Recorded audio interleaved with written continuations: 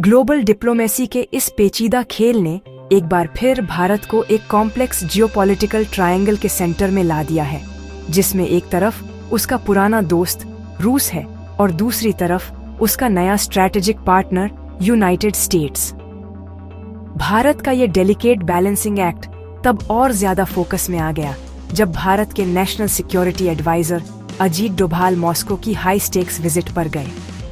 ये ट्रिप ऐसे टाइम पर हुई है जब वॉशिंगटन और नई दिल्ली के बीच के रिलेशन काफी स्ट्रेन में हैं। ट्रंप एडमिनिस्ट्रेशन ने कई लोगों को सरप्राइज करते हुए इंडियन गुड्स पर भारी टैरिफ लगा दिए हैं, जिसका मेन रीजन भारत द्वारा रूसी कच्चे तेल की लगातार और बड़ी खरीद को बताया गया है। इससे इंडियन पॉलिसी मेकर्स के लिए एक चैलेंजिंग एनवायरनमेंट बन गया है, जो दोनों ग्लोबल पावर्स के साथ फायदेमंद रिलेशन बनाए रखने की कोशिश कर रहे हैं। ये सिचुएशन 21वीं सदी में इंटरनेशनल रिलेशंस के बदलते नेचर का एक क्लासिक एग्जाम्पल है।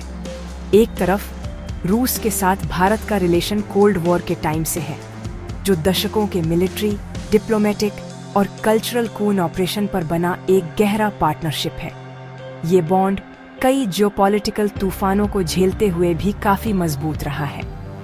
दूसरी तरफ यूनाइटेड स्टेट्स के साथ भारत की बढ़ती पार्टनरशिप को इंडो पैसिफिक रीजन में चीन के बढ़ते इन्फ्लुएंस का मुकाबला करने और एडवांस टेक्नोलॉजी और कैपिटल तक पहुंचने के लिए बहुत इम्पोर्टेंट बिलीव्ड। इसलिए करंट फ्रिक्शन सिर्फ एक ट्रेड डिस्प्यूट नहीं है, ये दो बड़ी वर्ल्ड पावर्स के कॉम्पिटिंग इंटरेस्ट को नेविगेट करने की भारत की क्षमता का एक फंडामेंटल टेस्ट है। साथ ही अपने नेशनल इंटरेस्ट्स और स्ट्रैटेजिक ऑटोनॉमी को भी प्रोटेक्ट करना है।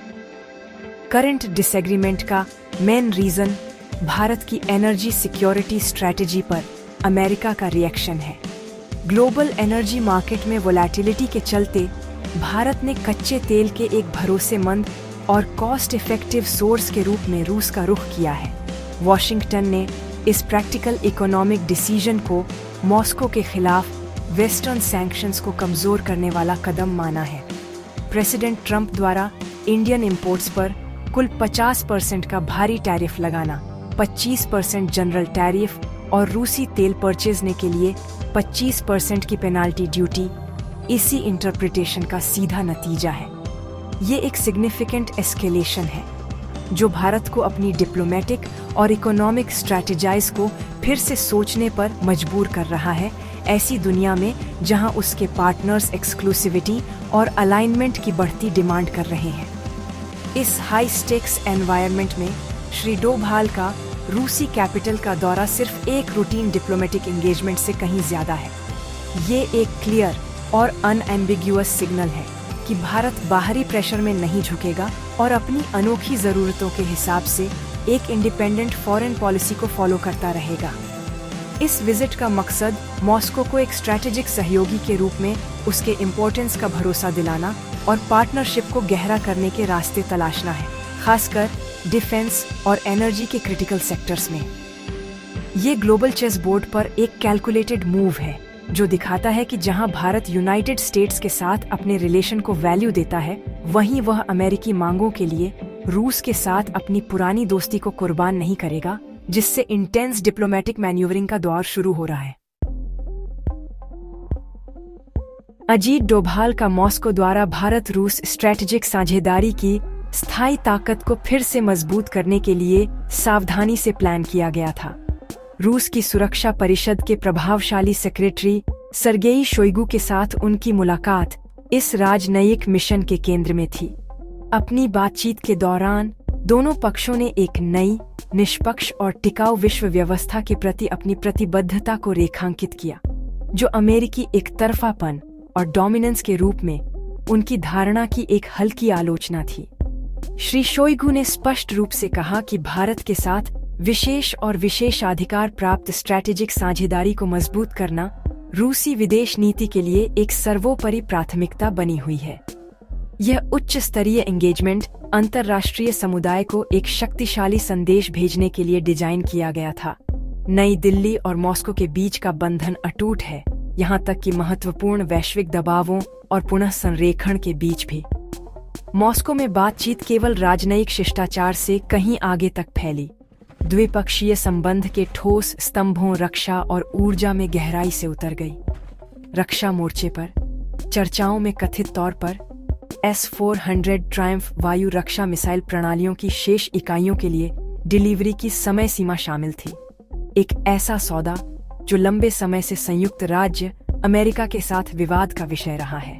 इसके अलावा टैरिफ लगाए जाने के बाद भारत के अमेरिकी F-35 लड़ाकू जेट परचेजने की संभावना पर पुनर्विचार करने की खबरों के बीच संयुक्त रक्षा निर्माण को बढ़ाने पर ध्यान केंद्रित किया गया है। यह भारत की मेक इन इंडिया पहल के साथ पूरी तरह से मेल खाता है, जो उन्नत सैन्य हार्डवेयर के विकास और उत्पादन में गहरे सहयोग का वादा करता है, जिससे किसी एक आपूर्तिकर्ता पर निर्भरता कम होती है और स्वदेशी एबिलिटियों को मजबूत किया जाता है। ऊर्जा सुरक्षा, वही मुद्दा जिसने वॉशिंगटन के साथ वर्तमान घर्षण को जन्म दिया, एक और महत्वपूर्ण एजेंडा आइटम था। रूसी कच्चे तेल का भारत का पर्याप्त आयात, जो 2025 की इनिशिएटिव छमाही में प्रतिदिन 1.75 मिलियन बैरल के औसत तक पहुंच गया, ने भारतीय अर्थव्यवस्था के लिए एक महत्वपूर्ण जीवन रेखा प्रदान की है। श्री डोभाल की यात्रा का उद्देश्य इस व्यवस्था को लंबे समय तक सुरक्षित करना था। यह व्यापक रूप से माना जाता है कि रूस अमेरिकी टैरिफ के इम्पैक्ट को ऑफसेट करने में मदद करने के लिए भारत को और भी अनुकूल शर्तें दे सकता है, जिसमें तेल की कॉस्टों पर गहरी छूट भी शामिल है। यह न केवल भारत के लिए एक आर्थिक वरदान होगा, बल्कि रूस के लिए एक स्ट्रैटेजिक जीत भी होगी, जो एक प्रमुख वैश्विक अर्थव्यवस्था के लिए ऊर्जा भागीदार के रूप में अपनी क्रेडिबिलिटी का प्रदर्शन करेगा। आखिरकार, यह द्वारा व्यक्तिगत विश्वास बनाने और भविष्य के जुड़ावों के लिए जमीन तैयार करने के बारे में भी था। श्री डोभाल ने इनिशिएटिव गाम में हाल ही में हुए आतंकवादी हमले के बाद रूस के समर्थन के लिए भारत का आभार व्यक्त किया और राष्ट्रपति व्लादिमीर पुतिन की भारत की आगामी राजकीय यात्रा के लिए उत्सुकता व्यक्त की, जिसकी तारीखें कथित तौर पर बीइंग फाइनलाइज्ड।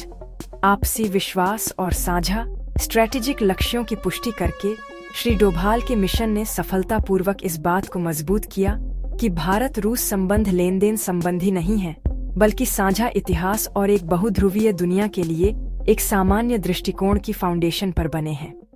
यह बाहरी अस्वीकृति के बावजूद अपने दीर्घकालिक सहयोगी के प्रति भारत की प्रतिबद्धता का एक स्पष्ट प्रदर्शन था। रूसी के साथ भारत के बढ़ते एनर्जी टाइज पर अमेरिका का रिएक्शन बहुत कठोर रहा है, जो पिछले 2 दशकों में यूएस इंडिया रिलेशंस के आमतौर पर पॉजिटिव ट्रैक से एक बड़ा बदलाव दिखाता है। ट्रंप एडमिनिस्ट्रेशन का मौजूदा ड्यूटीज़ के ऊपर 25% का पेनाल्टी टैरिफ लगाने का डिसीजन नई दिल्ली के लिए एक सीधी इकोनॉमिक चुनौती है। इस कदम का मकसद भारत को एक मुश्किल चॉइस के लिए मजबूर करना है, या तो रूस के खिलाफ वेस्टर्न इकोनॉमिक सैंक्शंस के साथ अलाइन हो जाए या फिर भारी फाइनेंशियल पेनल्टीज का फेस। वॉशिंगटन का तर्क है कि भारत की बड़े पैमाने पर तेल खरीद मॉस्को को अपने जियोपॉलिटिकल ऑब्जेक्टिव्स को बनाए रखने के लिए फाइनेंशियल रिसोर्सेज प्रोवाइड करती है, जिससे वेस्टर्न अलायंस के कलेक्टिव एफर्ट्स अंडरमाइन। इस हार्डलाइन स्टैंड ने इनिशिएटिव से ही मजबूत मानी जाने वाली स्ट्रैटेजिक पार्टनरशिप में अनप्रेडिक्टेबिलिटी और टेंशन का एलिमेंट ला दिया है। इस भारी प्रेशर पर भारत का रिएक्शन दृढ़ और स्पष्ट रहा है। सरकार ने अमेरिकी टैरिफ को अनुचित बताते हुए डिटरमिन्डता से खारिज कर दिया है और यह स्पष्ट कर दिया है कि वह अपने कोर नेशनल और इकोनॉमिक सिक्योरिटी इंटरेस्ट से जुड़े मामलों में किसी के विल नॉट बी डिक्टेटेड। प्रधानमंत्री नरेंद्र मोदी ने इस विरोध को कड़े शब्दों में व्यक्त करते हुए कहा कि भारत अपने किसानों, उद्यमियों और नागरिकों के हितों से कभी समझौता नहीं करेगा, चाहे इसकी कीमत कुछ भी हो। यह दृढ़ रुख सिर्फ राजनीतिक बयानबाजी नहीं है, यह स्ट्रेटेजिक स्वायत्तता के एक गहरे सिद्धांत का प्रतिबिंब है, जो अपनी स्वतंत्रता के बाद से भारतीय विदेश नीति का आधार रहा है। नई दिल्ली संकेत दे रहा है कि जबकि वह सभी के साथ दोस्ती चाहता है, वह अपनी नीतिगत पसंद को किसी अन्य राजधानी द्वारा वीटो नहीं करने देगा। रूसी तेल पर विवाद इस सिद्धांत के अमल का एक बड़ा उदाहरण है। भारत के लिए, एक ऐसा देश जो अपनी कच्चे तेल की जरूरतों का 85% से ज्यादा इंपोर्ट करता है, किफायती और भरोसेमंद एनर्जी सप्लाईज को सिक्योर करना एक नॉन नेगोशिएबल इकोनॉमिक इम्परेटिव है। रूस द्वारा दिया गया डिस्काउंटेड तेल अस्थिर ग्लोबल एनर्जी प्राइस के खिलाफ एक महत्वपूर्ण कुशन प्रोवाइड करता है, जिससे इन्फ्लेशन को मैनेज करने और इकोनॉमिक ग्रोथ को बनाए रखने में मदद मिलती है। नई दिल्ली के दृष्टिकोण से यह एक प्रैक्टिकल कमर्शियल ट्रांजैक्शन है जो इसके 1.4 बिलियन लोगों के कल्याण के लिए सर्व्स। इसलिए सरकार ने वॉशिंगटन को यह बता दिया है कि उसके एनर्जी प्रोक्योरमेंट डिसीजन अन्य देशों की जियोपॉलिटिकल प्रेफरेंस के बजाय नेशनल नीड्स पर बेस्ड होंगे, एक ऐसी पोजीशन जिसे डोमेस्टिक पॉलिटिकल कंसेंसस में व्यापक समर्थन प्राप्त है। यह गतिरोध द्विपक्षीय सहयोग के अन्य क्षेत्रों पर भी एक लंबी छाया डालता है, विशेष रूप से क्वाड्रिलैटरल सिक्योरिटी डायलॉग या क्वाड पर। यह गठबंधन, जिसमें संयुक्त राज्य अमेरिका, भारत, जापान और ऑस्ट्रेलिया शामिल हैं, को इंडो पैसिफिक में बढ़ते सत्तावाद के खिलाफ एक लोकतांत्रिक गढ़ के रूप में एनविजन्ड। हालांकि रूस के साथ अपने संबंधों को लेकर एक प्रमुख क्वाड पार्टनर को दंडित करने के अमेरिका के फैसले ने अमेरिकी कमिटमेंटों की क्रेडिबलता के बारे में गंभीर सवाल उठाए हैं। विश्लेषकों का कहना है कि ऐसे कार्य उस विश्वास को कमजोर करते हैं जो गठबंधन की दीर्घकालिक व्यवहार्यता के लिए आवश्यक है। यदि संयुक्त राज्य अमेरिका को अपने सहयोगियों के स्ट्रैटेजिक हितों पर अपने तात्कालिक ऑब्जेक्टिवों को प्राथमिकता देते हुए देखा जाता है, तो यह अनजाने में उसी गठबंधन को कमजोर कर सकता है जिसका वह लीडरशिप करना चाहता है, जिससे एक ऐसा शून्य पैदा हो सकता है जिसे चीन भरने के लिए बहुत ईगर। आगे देखते हुए भारत खुद को एक ऐसे जियोपॉलिटिकल लैंडस्केप में पाता है जो चुनौतियों से भरा है लेकिन अपॉर्चुनिटियों से भी भरपूर है। प्राइमरी चैलेंज संयुक्त राज्य अमेरिका और रूस दोनों के साथ अपने संबंधों को एक साथ कुशलता से मैनेज करना है। एक ऐसा काम जो दोनों के बीच प्रतिद्वंद्विता बढ़ने के साथ तेजी से डिफिकल्ट। मॉस्को के साथ संबंधों को कम करने के लिए वॉशिंगटन का प्रेशर कम होने की संभावना नहीं है और भारत को आगे बढ़ने से रोकने के लिए लगातार संवेदनशील कूटनीति में एंगेज। इसके लिए भारत को अपनी मजबूरियों को समझाने के लिए ट्रंप प्रशासन के साथ संचार के खुले चैनल बनाए रखने होंगे। साथ ही रूस के साथ अपनी साझेदारी के संस्थागत ढांचे को स्ट्रेंथन। एक शून्य योग खेल में फंसने से बचना, जहां एक साथी के साथ लाभ को दूसरे के लिए नुकसान के रूप में देखा जाता है, भारतीय राज्य कला की अंतिम परीक्षा होगी। हालांकि यह स्थिति भारत को विश्व मंच पर एक स्वतंत्र आवाज के साथ एक अग्रणी शक्ति के रूप में अपनी भूमिका को मजबूत करने का अवसर भी प्रदान करती है। अमेरिकी प्रेशर के आगे झुकने से इनकार करके भारत अपनी स्ट्रेटेजिक स्वायत्तता पर जोर दे रहा है और एक बहुध्रुवीय विश्व व्यवस्था के प्रति अपनी प्रतिबद्धता का प्रदर्शन कर रहा है, जहां निर्णय जबरदस्ती के बजाय आम सहमति से आर मेड। इस रुख को चीन सहित अन्य देशों में भी प्रतिध्वनित किया गया है, जिसने अमेरिकी शुल्कों की भी दादागिरी के रूप में क्रिटिसाइज्ड। संप्रभु नीति निर्माण के कारण का समर्थन करके भारत खुद को ग्लोबल साउथ के एक विश्वसनीय नेता के रूप में स्थापित कर सकता है, जो एक अधिक न्यायसंगत अंतर्राष्ट्रीय प्रणाली की वकालत करता है, जो अपने सभी सदस्यों के विविध हितों का रिस्पेक्ट्स। क्वाड जैसे बहुपक्षीय समूहों पर इम्पैक्ट एक महत्वपूर्ण क्षेत्र होगा जिस पर कीप एन आई ऑन। मौजूदा तनावों ने निस्संदेह गठबंधन की आंतरिक एकजुटता को प्रभावित किया है। क्वाड को प्रभावी बने रहने के लिए संयुक्त राज्य अमेरिका को अपने पार्टनरों के वैध राष्ट्रीय हितों के प्रति अधिक लचीला और समझदार दृष्टिकोण अडॉप्ट। यदि वॉशिंगटन अपने मेरा तरीका या कुछ नहीं दृष्टिकोण को जारी रखता है, तो वह भारत जैसे प्रमुख सहयोगियों को अलग थलग करने का जोखिम उठाता है, संभावित रूप से गठबंधन को अप्रभावी बना सकता है और इंडो पैसिफिक में एक स्ट्रैटेजिक शून्य क्रिएट। क्वाड का भविष्य अमेरिका की अपनी वैश्विक रणनीति को अपने लोकतांत्रिक पार्टनरों की विशिष्ट क्षेत्रीय और आर्थिक जरूरतों के साथ सामंजस्य बिठाने की क्षमता पर निर्भर कर सकता है। आखिरकार भारत का आगे का रास्ता व्यावहारिक संतुलन का है। देश के लीडरशिप ने यह स्पष्ट कर दिया है कि उसकी विदेश नीति एक सर्वोच्च विचार द्वारा निर्देशित होगी, इंडियन नेशनल इंटरेस्ट।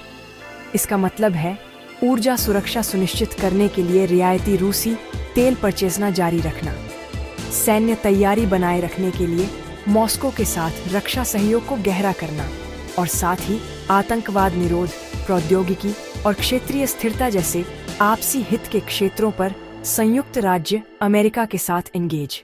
यह एक जटिल और मांग वाली रणनीति है, लेकिन यह एक ऐसी रणनीति है जो भारत को अपने लाभ को अधिकतम करने और एक तेजी से अप्रत्याशित और खंडित दुनिया में अपने हितों की रक्षा करने की अनुमति देती है। यह यात्रा आसान नहीं होगी, लेकिन यह एक ऐसा रास्ता है जिस पर भारत चलने के लिए दृढ़ है।